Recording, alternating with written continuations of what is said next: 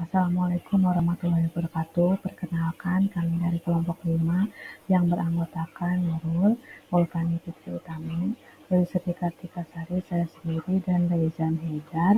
Di sini kami akan menjelaskan topik 7 ruang kolaborasi tentang problematika dan evaluasi implementasi UBD, khususnya problematika penerapan UBD di lembaga formal sebagai siswa. Adapun pengertian Understanding by Design atau UBD merupakan paradigma pendidikan yang menyarankan merancang kurikulum secara terbalik atau backward design yang berpusat pada siswa dan dapat mengarah pada pengembangan pemahaman siswa yang lebih mendalam. UBD dimulai dengan tujuan utama yaitu pengembangan dan pendalaman pemahaman siswa dalam hal ide-ide besar dan bertahan lama dalam disiplin akademik. Untuk mencapai hal ini, siswa perlu mendemonstrasikan 6 aspek yaitu pemahaman, kapasitas untuk menjelaskan, menafsirkan, menerapkan, mengubah perspektif, memiliki empati, dan menilai diri sendiri. Meskipun pendekatan UBD ini diterima secara luas, namun dalam pelaksanaannya di lapangan atau sekolah masih terdapat permasalahan yang muncul atau yang dialami. Salah satunya permasalahan penerapan kerangka UBD sebagai siswa. Adapun problematika yang dihadapi sebagai siswa lebih lanjut akan dijelaskan oleh Saudari Ulfani Fitri Utami.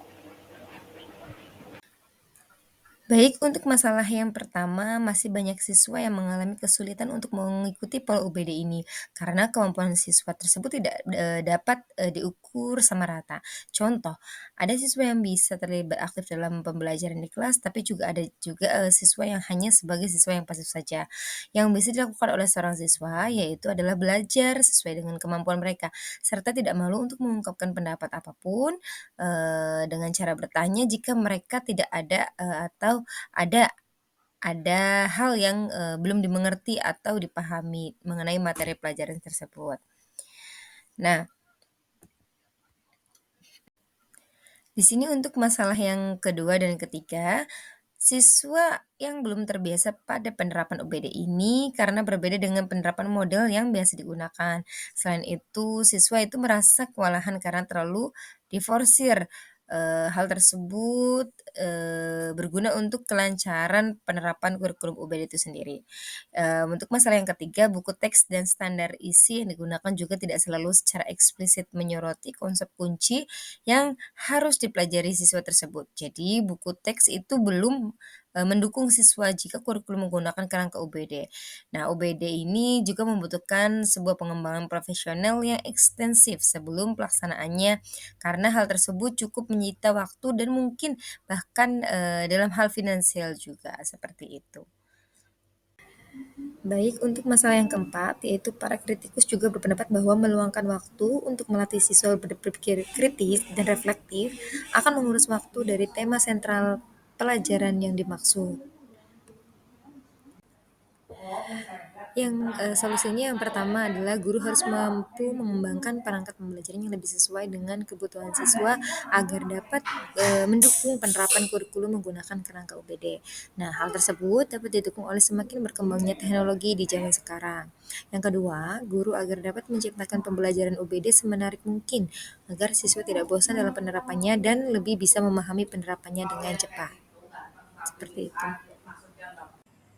Solusi yang ketiga yaitu, sebagai siswa yang belum terbiasa dan belum mengetahui alur UBD dalam pembelajaran, maka mereka harus siap berkolaborasi dengan guru untuk mengimplementasikan UBD sesuai dengan kebutuhan dan fase perkembangannya.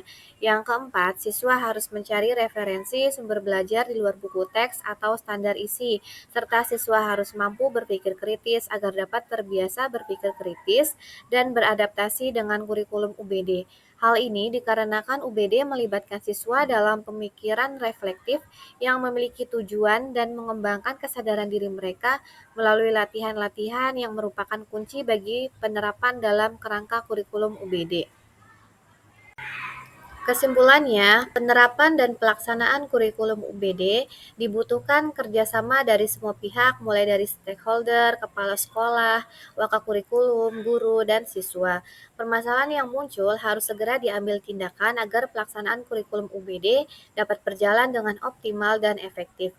Guru sebagai pelaksana pembelajaran perlu menyusun rancangan pembelajaran agar mampu mencapai tujuan yang telah ditetapkan di awal. Sekian yang dapat kelompok kami sampaikan. Kurang lebihnya mohon maaf. Wassalamualaikum warahmatullahi wabarakatuh.